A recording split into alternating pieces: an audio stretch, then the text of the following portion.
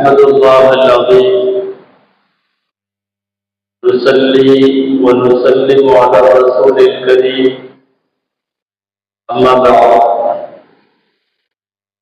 فقد قال الله سبحانه وتعالى في كلامه القديم والفرقان الحميد أعوذ بالله من الشيطان الرجيم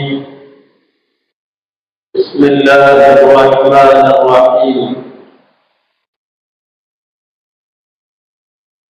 وما محمد إلا رسول قد خلت من قبله الرسل أفإن مات أو قتل انقلبتم على أعقابكم ومن ينقلب على عقبيه فلن يضر الله شيئا سيجزي الله الشاكرين صدق الله العظيم.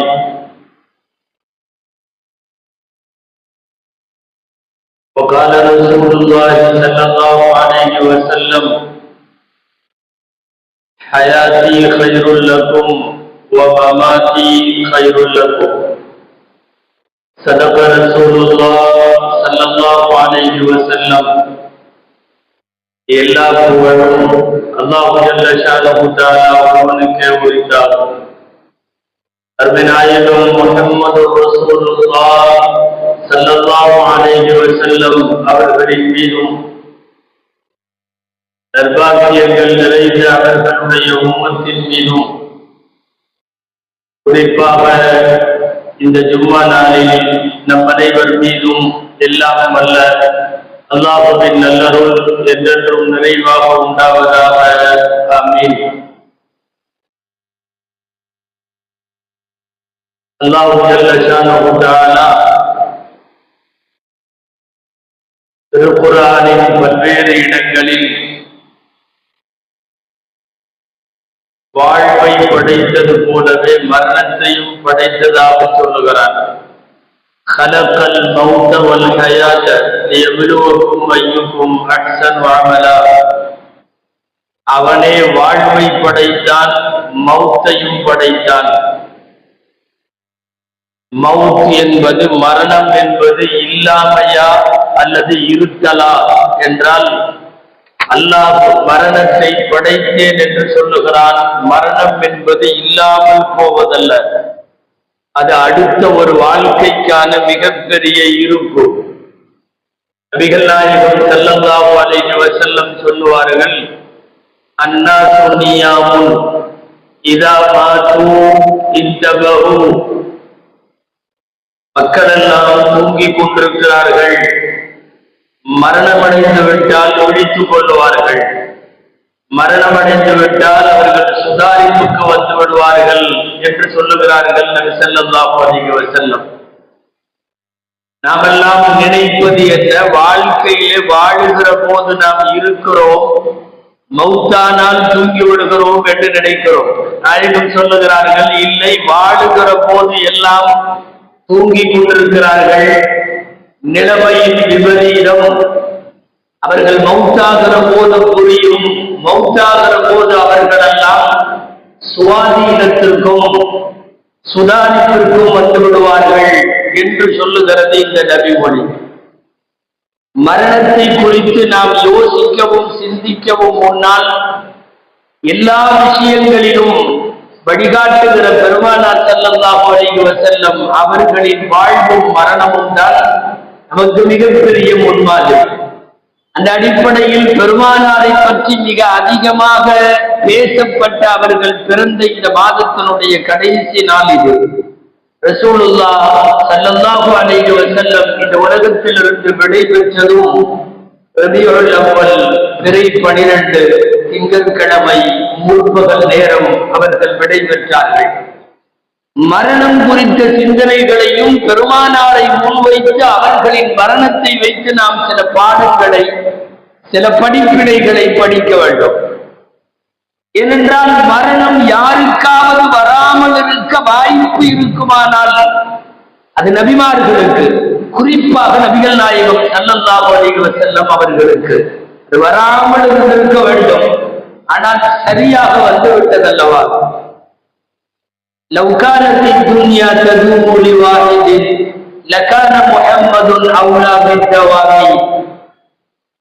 உலகத்தில் யாருக்காவது உலகம் நிரந்தரமாக மௌத்து இல்லாமல் இருக்கும் என்றிருந்திருந்தால் முஹம்மது ஸல்லல்லாஹு அலைஹி வஸல்லம் இங்கேயே இருப்பதற்கு மிகவும் தகுதியானவர்கள். ஆனால் அவர்களும் இங்கிருந்து விடைபெற்று சென்று விட்டார்கள். விடைபெற்று செல்லுவதை அவர்கள் தேர்ந்தெடுத்துக் கொண்டார்கள். நபிமார்களுக்கென்று சில சிறப்பு தன்மைகள் இருக்கிறது. அதுல ஒரு தன்மை என்ன தெரியுமா? இங்கே இருப்பதா அல்லது வஃபாத்தாகுவதா என்பதில் அவர்களுக்கு இஷ்டம் கொடுக்கப்படும், உரிமை கொடுக்கப்படும், தேர்வு செய்கிற அதிகாரம் கொடுக்கப்படும். யாரும் இங்கே இருக்கிறேன் என்று தேர்ந்தெடுக்கவில்லை. எல்லா நபிமார்களும் இந்த உலகத்தில் விடைபெற்று செல்வதையே தேர்ந்தெடுத்தார்கள். அந்த அடிப்படையில் பெருமானார் ஸல்லல்லாஹு அலைஹி வஸல்லமும் தேர்ந்தெடுத்தார்கள். எனவே நபிமார்களுக்கே இந்த உலகம் மரணம் இல்லாமல் வைக்கவில்லை என்கிற போது எல்லாரும் அதிலே போயாக வேண்டும். தெரிந்தோ தெரியாமலோ நாம் எல்லாருமே அந்த வரிசையில் இருக்கிறோம். மரணத்திற்கென்று ஒரு கியூ இருக்கிறது, ஒரு வரிசை. அந்த வரிசையில் நாம் எல்லாம் நின்று கொண்டிருக்கிறோம். முன்னாலே நகர நகர நாம் போகிற வேகமும் அதிகரித்துக் கொண்டே இருக்கும். என்ன வேண்டுமானாலும் ஒரு மன ஆறுதலுக்கு சொல்லிக் கொள்ளலாம். வயதானவர்கள் போவார்கள், நோயாளிகள் போவார்கள் என்றெல்லாம் நினைத்துக் கொள்ளலாம். ஆனால் எல்லாம் வல்ல இறைவனுடைய ஏற்பாடு வேறு. அந்த வரிசையில் யார் யாரோ போகிறார்கள். முன்னாலே மரணம் என்கிற வரிசையில் நாம் எல்லாருமே காத்திருக்கிறோம். அந்த அடிப்படையில் பெருமானார் ஸல்லல்லாஹு அலைஹி வஸல்லம் வஃபாத்தான மாதமும் நாளும் இப்போதுதான் என்பதால் ரசூலுல்லாஹுடைய மரணத்தின் வழியாக நமக்கு கிடைக்கிற சில பாடம் படிப்பினைகளை நாம் இங்கே சிந்தித்து பார்க்க வேண்டும். நீங்கள் மௌத்தாகுவீர்கள் என்கிற ஒரு சைகினை, ஒரு சுட்டிக்காட்டுதல், ஒரு இஷாரா, ஒரு சிக்னல் திருக்குர்ஆனிலே ஏற்கனவே தரப்பட்டது. பல முறைகளில் அல்லாஹ் நபி ஸல்லல்லாஹு அலைஹி வஸல்லம் வஃபாத்தாகி விடுவார்கள் என்பதை சொல்லிக்கொண்டே இருந்தார். குர்ஆனுடைய ஒரு வசனம் அல்லாஹ்வின் தூதரையும் எதிரிகளையும் சேர்த்து பேசுகிற வசனம். இன்னக மய்யித்துன் வ இன்னஹும் மய்யித்துன். நாயகமே, நீங்களும் மௌத்தாகுவீர்கள், இதோ அந்த எதிரிகள் அவர்களும் மௌத்தாகுவார்கள். இன்னொரு வசனம் ஒமா முஹம்மதுன் இல்லா ரசூல். முஹம்மத் அல்லாஹ்வுடைய தூதர். கத் கதத் மின் கப்லிஹிர் ருசுல். இதற்கு முன்பும் பல தூதர்கள் வந்தார்கள், போய்விட்டார்கள். அப்பையின் மாத்த குத்தில. இந்த நபியும் வஃபாத்தானால் அல்லது கொல்லப்பட்டால் இன்கலபத்தும் அலா அஅகாபிக்கும், உங்களுடைய கொள்கையில இருந்து நீங்கள் பின்வாங்கி பின்னங்காலில வைத்து பிறகு பின்னாலே திரும்பி செல்கிறீர்கள். இந்த நபியும் வஃபாத்தாகுவார். நபி ஸல்லல்லாஹு அலைஹி வஸல்லம் ஏறத்தாழ ஹஜ்ஜிற்கு பின்னால் ஒரு 2-2.5 மாதங்கள் தான் உயிரோடு இருந்தார்கள். நமக்கு தெரியும். அந்த ஹஜ்ஜின் கடைசி சொற்பொழிவிலே வைத்தவர்கள் ஆற்றிய உரையிலேயே அதற்கான சில வாசகங்கள் எல்லாம் இருந்தது. குர்ஆனின் ஒரு வசனம் அப்போது இறங்கியது நமக்கெல்லாம் தெரியும். அல்யௌம அக்மல்து லக்கும் தீனக்கும். இந்த மார்க்கத்தை நான் பூர்த்தி செய்து விட்டேன். இது ஹஜ்ஜிலே இறங்கிய வசனம். பூர்த்தி செய்து விட்டேன் என்றால் என்ன அர்த்தம்? இனி ஒரு நபி தேவையில்லை என்று அர்த்தம். இனி உங்களுக்கு வேலை இல்லை என்று அர்த்தம். ஒரு மார்க்கம் பூரணமாக ஆகிற வரை பிரச்சாரம் தேவைப்பட்டது, தஅவா தேவைப்பட்டது, எடுத்து சொன்ன ஆட்களின் அவசியம் இருந்தது. எப்போது நீங்கள் மார்க்கம் பூர்த்தியாகிவிட்டதோ அதற்கு பிறகு நீங்கள் தேவையில்லை என்று பொருள். அந்த வசனத்தை அல்லாஹ் ஹஜ்ஜில வைத்து இறக்கி வைக்கிறான். புரிந்தவர்கள் நிறைய பேர் புரிந்து கொண்டார்கள், மார்க்கம் பூர்த்தியாகிவிட்டது என்று அல்லாஹ் இறக்கி இருக்கிறான். அப்படியானால் இனி வகி வராது என்று பொருள். வகி வராது என்றால் நபி தேவையில்லை என்று பொருள். நபி தேவையில்லை என்றால் அவர்கள் இனி நம்மோடு வாழ மாட்டார்கள் என்பது பொருள் என்றெல்லாம் நேரடியாக ஆயத்து இறங்கிய உடனே பல மதிநுட்பம் வாய்ந்த சஹாபாக்களுக்கு பெருமானாரின் மரண செய்தி அது என்பது ஹஜ்ஜிலேயே புரிந்தது. நபிகள் நாயகம் ஸல்லல்லாஹு அலைஹி வஸல்லம் அவர்களுக்கு கடைசி நேரங்களில் இறக்கி வைக்கப்பட்ட சூறாக்களில் ஒன்று நாம் அடிக்கடி ஓதுகிற இதா ஜாஅ நஸ்ருல்லாஹி வல் ஃபத்ஹ் வரைத்தன் நாஸ யதுகுலூன ஃபீ தீனில்லாஹி அஃவாஜா. அல்லாஹ்வின் உதவியும் வெற்றியும் வந்துவிட்டால் மக்கள் எல்லாம் கூட்டம் கூட்டமாக அல்லாஹ்வுடைய மார்க்கத்தில் கூட்டம் கூட்டமாக நுழைவதை நீங்கள் பார்த்தால், நாயகமே அல்லாஹ்வை துதித்து துதிபாடுங்கள், அல்லாஹ்விடத்தில் பாவ மன்னிப்பு தேடுங்கள். என்ன பொருள்? மக்கள் எல்லாம் இஸ்லாத்தில் கூட்டம் கூட்டமாக இணைய துவங்கி விடுகிற போது இனி ஒரு நபி இந்த உலகத்தில் இருக்க வேண்டும் என்கிற அவசியம் இல்லை. இதுவெல்லாம் குர்ஆன் தந்த இஷாராக்கள், குர்ஆன் தந்த சிக்னல்கள். ஸல்லல்லாஹு அலைஹி வஸல்லம் அவர்களும் வஃபாத் ஆகுவார்கள். இதற்கு தோதுவாய் பெருமானார் ஸல்லல்லாஹு அலைஹி வஸல்லமும் ஆங்காங்கே சொல்லிக் கொண்டுதான் வந்தார்கள். ஹஜ்ஜத்துல் விதாவில் கடைசி ஹஜ்ஜில் அவர்கள் ஆற்றிய உரையில் அவர்களுடைய புகழ்பெற்ற கஸ்வா என்கிற ஒட்டகத்தின் மீது உட்கார்ந்து 1,16,000 சஹாபாக்களுக்கு முன்னால் நபிகள் நாயகம் ஆற்றிய உரையில் சொன்னார்கள், "குது அன்னி மனாசிகக்கும் லஅல்லி லா அல்காக்கும் பஅத ஆமி ஹாதா." என்னிடமிருந்து ஹஜ் செய்வது எப்படி என்பதை நீங்கள் படித்துக் கொள்ளுங்கள், எடுத்துக் கொள்ளுங்கள். காரணம், இந்த வருஷத்திற்கு பின்னால் நான் உங்களை சந்திக்க மாட்டேன். இது சொல்லுவது ஹஜ்ஜில வஃபாத் ஆகுவது 2.5 மாதம் கழித்து. மிகச் சரியாக சொல்லுவதானால் ஹஜ்ஜின் இந்த உரை ஆற்றிய 80வது நாளில் ரசூலுல்லாஹ்வுடைய ரூஹ் பிரிகிறது. ஒரு 80 நாளைக்கு முன்னாலே ஹஜ்ஜிலே வைத்து சொல்லுகிறார்கள், நான் இனிமேல் உங்களை சந்திக்க மாட்டேன். சந்திக்கிற இடமெல்லாம் மௌத்தை பற்றி பேசினார்கள் நாயகம் ஸல்லல்லாஹு அலைஹி வஸல்லம். மெம்பரிலே நின்று கொண்டு வஃபாத்திற்கு சற்று சமீபத்தில் மெம்பரிலே நின்று கொண்டு சொல்லுகிறார்கள், ஒரு அடியானுக்கு அல்லாஹ் வாழுவதா அல்லது வஃபாத்தாகுவதா என்று இஷ்டம் கொடுத்தான். அந்த அடியார் வஃபாத்தாகுவதை தேர்ந்தெடுத்து விட்டார் என்று சொன்னார்கள். நான் என்று சொல்லவில்லை, பெயர் சொல்லவில்லை. ஒரு அடியார் அவர் வஃபாத்தாகுவதை தேர்ந்தெடுத்து விட்டார். خيرهُ بين الحياة والممات فاختار الآخرة. அவர் மறுமையை தேர்ந்தெடுத்தார் சொன்ன உடனே முந்தன சப்பிலே அமர்ந்திருந்த அபூபக்கர் ரலியல்லாஹு அன்ஹு முகத்தை முட்டிக்குள்ளே வைத்துக் கொண்டு அவர்கள் குலுங்கி அழுதார்கள் என்று நாம் ஹதீஸிலே பார்க்கிறோம். அது ரசூலுல்லாஹ் தான் என்பதை புரிந்து கொண்டு அவர்கள் அழுத அழுகை அது. நபிகள் நாயகம் ஸல்லல்லாஹு அலைஹி வஸல்லம் பேசுகிற இடங்களிலெல்லாம் தாங்கள் விடைபெறப் போவதை சொல்லிக் கொண்டே இருந்தார்கள். ஒரு 2 மாசமா ஆயிஷா ரலியல்லாஹு அன்ஹாவிடம் சொல்லுகிறார்கள், சஹீஹுல் புகாரியிலே இருக்கிறது, எப்போதும் வருஷத்துக்கு ஒரு தடவை ரமலானில் ஜிப்ரீல் அலைஹிஸ்ஸலாம் முழு குர்ஆனையும் என்னிடத்தில் ஒரு தடவை ஓதி காட்டுவார்கள். இந்த ஆண்டு 2 தடவை ஓதி காட்டினார்கள். ஆனனி ஜிப்ரீலு ஃபில் ஆமி மர்ரத்தைன், 2 தடவை ஓதி காட்டினார்கள். நான் வலா அரா அஜலி இல்லா கத் கருப், என்னுடைய தவணை சமீபமாகிவிட்டதைத்தான் நான் இதிலிருந்து உணர்கிறேன் என்று நபிகள் ஸல்லல்லாஹு அலைஹி வஸல்லம் ஆயிஷா ரலியல்லாஹு அன்ஹாவிடத்திலே சொல்லுகிறார்கள்.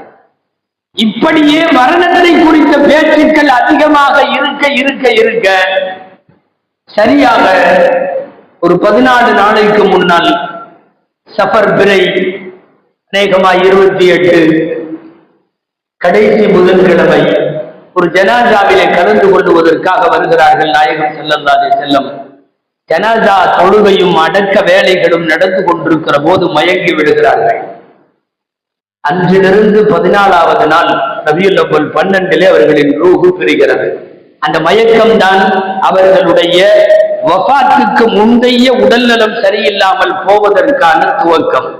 நாளுக்கு நாள் உடல்நிலை சோர்வடைந்து தலைவலி காய்ச்சல் போன்றவைகளுக்கு பின்னாலே அது ரபியுல் அவ்வல் 12 நெருங்க நெருங்க உடல்நிலை செயல் இழந்து போவதனுடைய உச்சத்திற்கு போனது.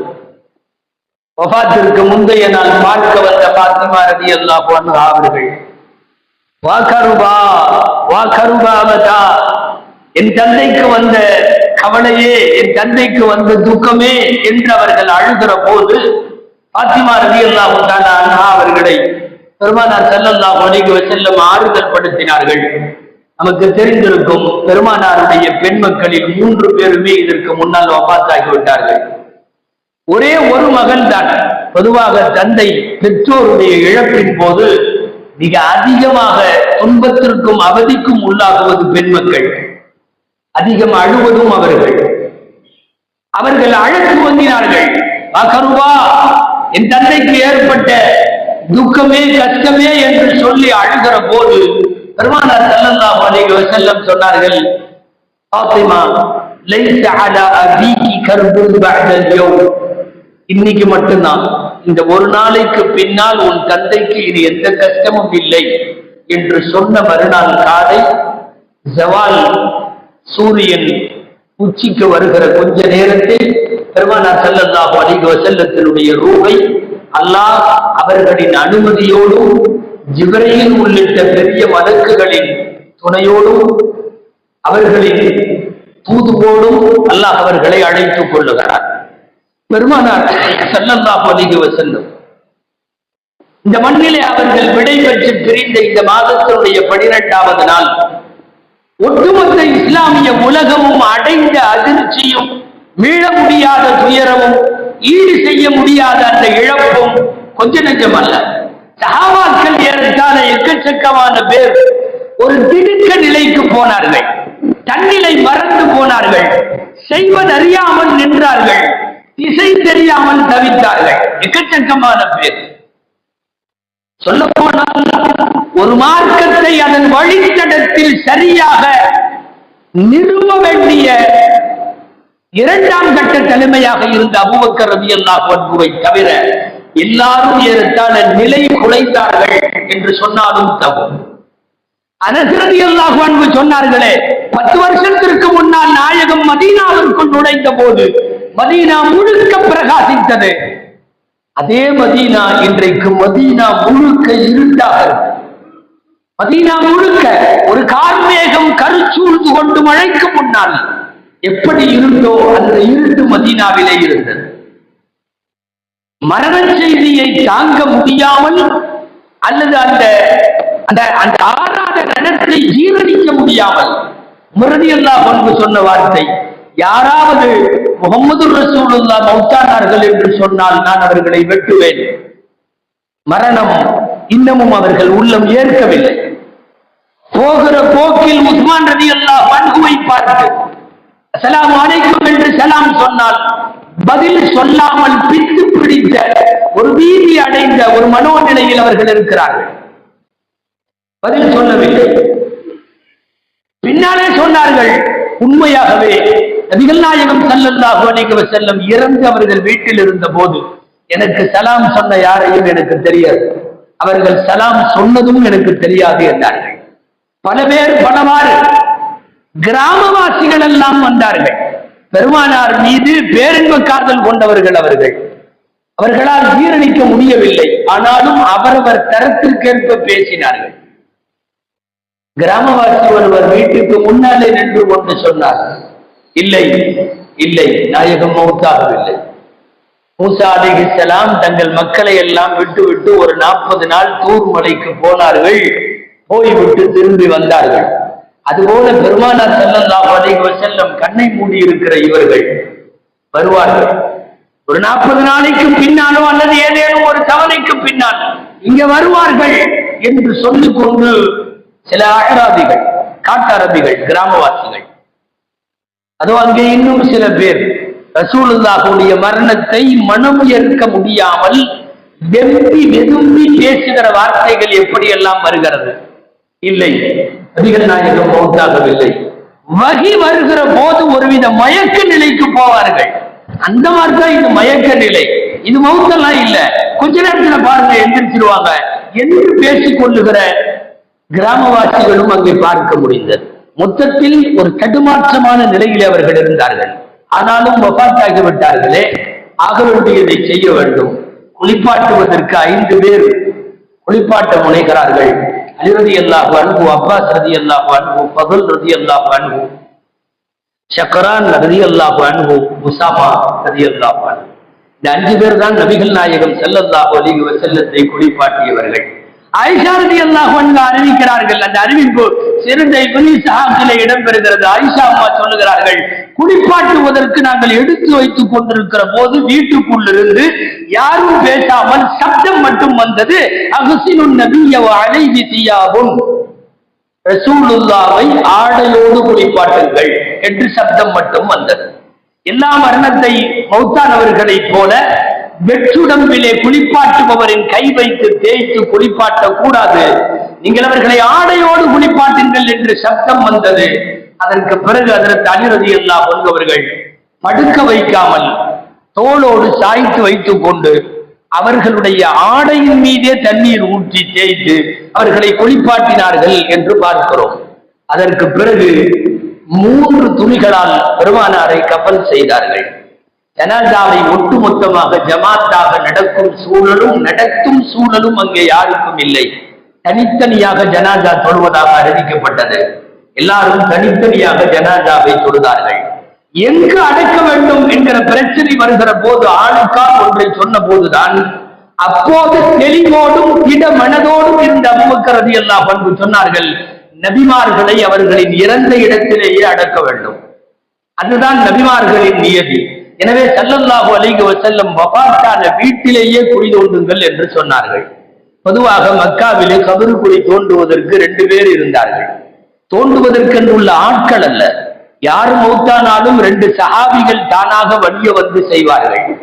மக்காவாசிகளாக இருந்தால் மக்காவாசிகளுக்கு ஒரு ஆள், மதீனாவாசிகளுக்கு ஒரு ஆள். மதீனாவாசிகளுக்கு அபூ தல்ஹா ரலியல்லாஹு தஆலா அன்ஹு, மக்காவாசிகளுக்கு அபூ உபைதா ரலியல்லாஹு அன்ஹு. ஏன் வம்பு யாருக்காவது ஒருவருக்கு கொடுக்க வேண்டும்? 2 பேருக்கும் சொல்லி அனுப்பினார்கள் அலி ரலியல்லாஹு அன்ஹு, அண்ணலாருக்கு நீங்கள் குழி தோண்டுங்கள். ஆனால் வேகமாக வந்து கடப்பாறையை எடுத்துக்கொண்டு தோண்ட முதலில் துவங்கியது அபூ தல்ஹா. எனவே கடைசி வரை அவர்களே தோண்டி முடித்தார்கள்.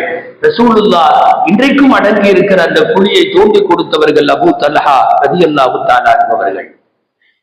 கபரடக்கம் முடிந்ததற்கு பிறகு திரும்பி வருகிற போது ஒரு 10 வருஷ காலம் நபிகள் நாயகம் ஸல்லல்லாஹு அலைஹி வஸல்லத்தினுடைய நிழலாய் ரசூலுல்லாஹ்விற்கு உள்ளூரிலும் வெளியூரிலும் வீட்டிலும் வெளியிலும் பள்ளியிலும் எல்லா இடத்திலும் ரசூல் கூடவே இருந்த அனஸ் ரலியல்லாஹு அன்ஹு அழுது கொண்டே வருவதை பார்த்து ஃபாத்திமா ரலியல்லாஹு தஆலா அன்ஹா கேட்டார்கள். சஹீஹுல் புகாரியிலே இருக்கிறது, யா அனஸ், அனஸே, அஸாபத் அன்ஃபுசுக்கும் அன் தஅது அலா வஜ்ஹி நபி ஸல்லல்லாஹு அலைஹி வஸல்லம் துராப். அனஸே, ரசூலுல்லாஹ்வின் மீது அவர்கள் முகத்திலே மண்ணை போடுவதற்கு உங்களுக்கு மனம் வந்ததா என்று கேட்டு அவர்கள் அழுக, சஹாபாக்களின் ஒரு பெரும் பகுதி, அதுவரை அடக்கி கொண்டிருந்தவர்கள் எல்லாம் ஆர்ப்பரித்தவாறு தங்கள் அழுகையை தொடங்கிவிட்டார்கள். பெருமானார் ஸல்லல்லாஹு அலைஹி வஸல்லம் அவர்கள் வஃபாத்தான இந்த மாதம் அவர்களின் வாழ்க்கை எப்படி நமக்கு செய்திகளை சொல்லுமோ அவர்களின் மரணமும் செய்திகளை சொல்லும். ஆம், எல்லாருக்கும் மௌத் உண்டு, எல்லாருக்கும் சக்கராத் உண்டு. போகிற போது ஒன்னும் கொண்டு போறதில்லை. சஹீஹுல் புகாரியில ஒரு பாடம், கிதாபு ஸுஹுத், உலகப்பற்றற்ற வாழ்க்கை என்ற ஒரு பாடம். இந்த பாடத்திலே நபிகள் நாயகம் ஸல்லல்லாஹு அலைஹி வஸல்லம் குறித்து அம்ர் இப்னு ஹாரிஸ் ரலியல்லாஹு அன்ஹு சொல்லுகிறார்கள், மா தரக தீனாரன் வலா திர்ஹமன் வலா அபீதன் வலா அமதன். ஒரு தீனார் காசு கூட விட்டுட்டு போகல ரசூலுல்லாஹ், ஒரு திர்ஹம் கூட விட்டுட்டு போகல, ஒரு ஆண் அடிமையோ பெண் அடிமையோ எதுவும் விட்டுட்டு போகல. வலா ஷையம் மின் தாலிக், எந்த பொருளையும் விட்டுட்டு போகல. இல்லா பஹ்லத்துல் பைதா, ஒரு வெள்ளை குதிரை அவர்கள் பயன்படுத்தியது விட்டுவிட்டு போனார்கள். சிலாஹன், அவர்கள் பயன்படுத்திய ஆயுதத்தை விட்டுவிட்டு போனார்கள். வஅர்தம் மின ஸதகா, ஸதகாவினுடைய பூமி ஒன்று இருந்தது, அது மக்களுக்கு சேர வேண்டியது, அந்த பூமியை விட்டுவிட்டு போனார்கள். வேறு எதையும் நாயகம் ஸல்லல்லாஹு அலைஹி வஸல்லம் விட்டுவிட்டு போகவில்லை. ஒரு மிகப்பெரிய ஆர்ப்பரிக்கிற சோகத்திற்கு இடையிலே நின்று கொண்டிருந்த இந்த உம்மத்தை அபூபக்கர் ரலியல்லாஹு அன்ஹுதான் ஏறத்தாழ கட்டி போட்டு நிறுத்திவிட்டு பேசினார்கள். அற்புதமான ஒரு உரை. உங்கள யாராவது முஹம்மது ரசூலுல்லாஹ்வை வணங்கிட்டு இருந்தீங்கன்னா நீங்க போயிருங்க, ஏன்னா முஹம்மது ஸல்லல்லாஹு அலைஹி வஸல்லம் மௌத் ஆயிட்டாங்க. மன் கான மின்கும் யஅபுது முஹம்மதன் ஃபஇன்ன முஹம்மதன் கத் மாத். முஹம்மத வணங்குறதா இருந்தா போயிருங்க, முஹம்மது மௌத் ஆயிட்டாங்க ஸல்லல்லாஹு அலைஹி வஸல்லம். ஒமன் கான யஅபுதுல்லாஹ் ஃபஇன்னஹு ஹய்யுன் லா யமூத். யார் அல்லாஹ்வை இவ்வளவு நாள் வணங்கினீங்களோ அப்படியே நில்லுங்க. காரணம், அல்லாஹ் மரணமற்றவன், அவன் உயிரோடு இருக்கிறார். அவன் என்றைக்கும் நித்திய ஜீவன், நிரந்தரமாக உயிரோடு இருப்பவன். நீங்கள் வணங்க வேண்டியது அல்லாஹுவையா ரசூலையா என்று பேசிய ஒரு பேச்சில் தான் தடுமாற்றம் நிறைந்த நிறைய மனங்களை கட்டுப்பாட்டுக்குள்ளே கொண்டு வந்து நிறுத்தியவர்கள் அபூபக்கர் ரலியல்லாஹு அன்ஹு. என்ன இழப்பு ஏற்பட்டாலும் அது ஈமானின் இழப்பு ஏற்படாமல் பார்த்துக் கொள்ள வேண்டும் என்கிற பாடம் ரசூலுல்லாஹ்வின் இந்த மரண செய்தியிலே கிடைக்கிறது. கடைசியாய் பெருமானாருடைய அந்த வார்த்தை தான் உண்மை. ஹயாத்தி கைருல் லக்கும், நான் வாழுவதும் உங்களுக்கு சிறந்தது. மமாத்தி கைருல் லக்கும், நான் மௌத்தாகுவதும் உங்களுக்கு நல்லது. இந்த ஹதீஸிற்கு விளக்கம் எழுதுவார்கள். நபிகள் நாயகம், மௌத்து நமக்கு எப்படி நல்லது? இந்த உம்மத்தின் பாவிகளுக்கு அவர்கள் பாவ மன்னிப்பு கேட்கிறார்கள். இந்த உம்மத்தில் நல்லோர்களின் நற்செயல்களுக்காக மகிழ்ந்து அல்லாஹ்விடத்திலே துஆ செய்கிறார்கள். இருந்த போதும் வழிகாட்டி நம்மை வாழ்வழித்தார்கள். இறந்ததற்கு பின்னாலும் நமக்காக துஆ செய்து கொண்டிருக்கிறார்கள்.